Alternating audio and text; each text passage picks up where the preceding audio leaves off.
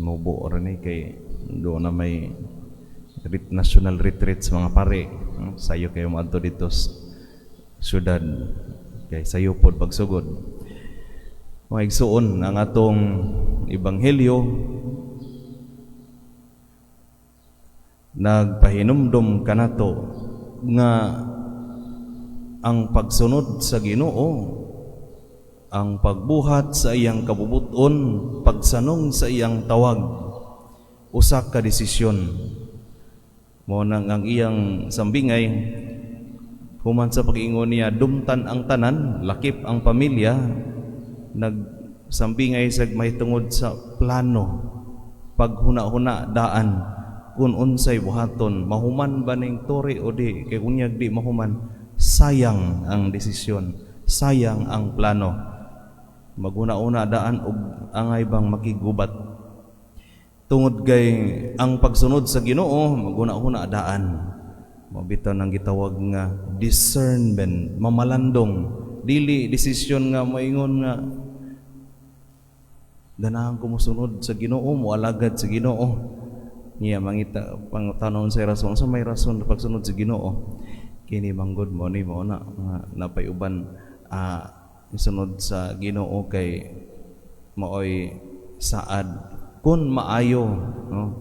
Maayo ko mosunod sa Ginoo. Kun mamaayo si kuan mualagad da jud ko sa Ginoo, nay kondisyon tungod niana murag dili tibuok kasing-kasing huna-huna kaugalingon ang decide kundili nagdepende sa sitwasyon.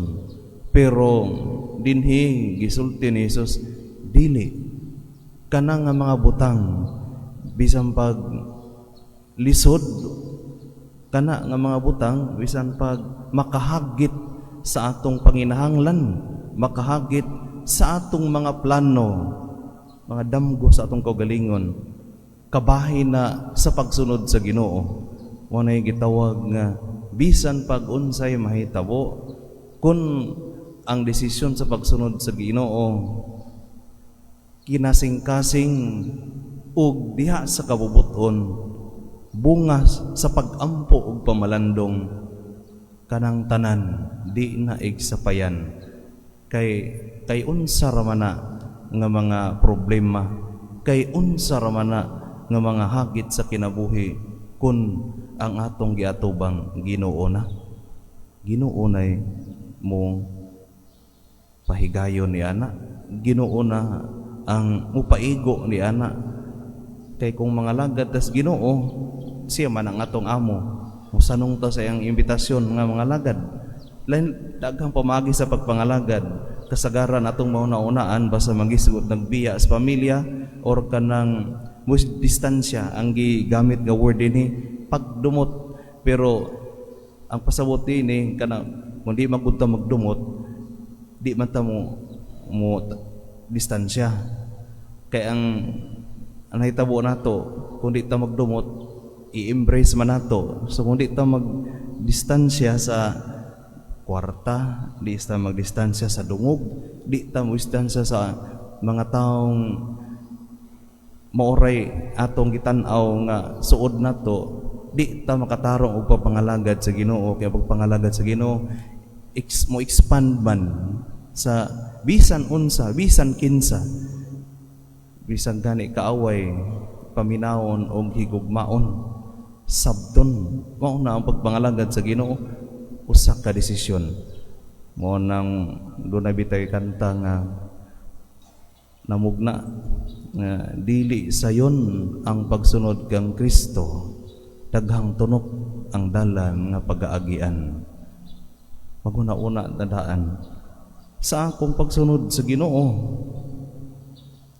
Usa ba kini ka desisyon sa akong kinabuhi o binasi lang sa mga sitwasyon ug adunay kondisyon? Kay dinhi walay kondisyon. Ang atong giagad nga mo provide sa tanan ug ang atong giagad nga maoy magpaigo sa tanan, mao ang Ginoo nga mahimo natong amo. Okay, siya may amo sama sa tao kung amo ta, ang atong amo mo ay mag-provide, may muhatag sa sweldo, may muhatag sa panginahanglan. Kung ang Ginoo sa atong alagaron mahimong amo, ang Ginoo may bahala sa tanan. Siya ang provide nato.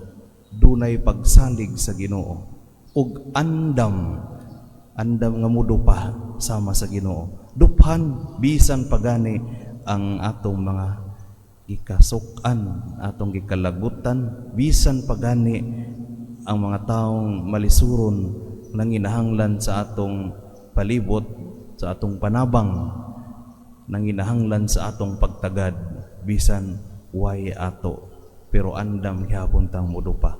Kay digdupa nato ang Ginoo na mubutang diya sa atong pahad, may atong ihatag dito sa mga tao nga mugunit sa atong pahad, idigbukhad nato, dili gikan nato.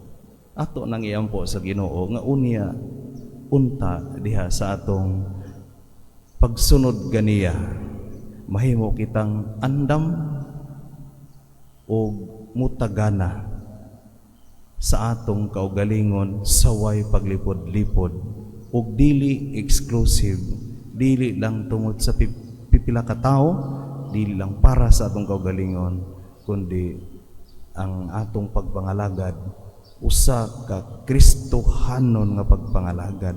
Kanang Kristohanon dunay krus, ug ana ang atong kinabuhi.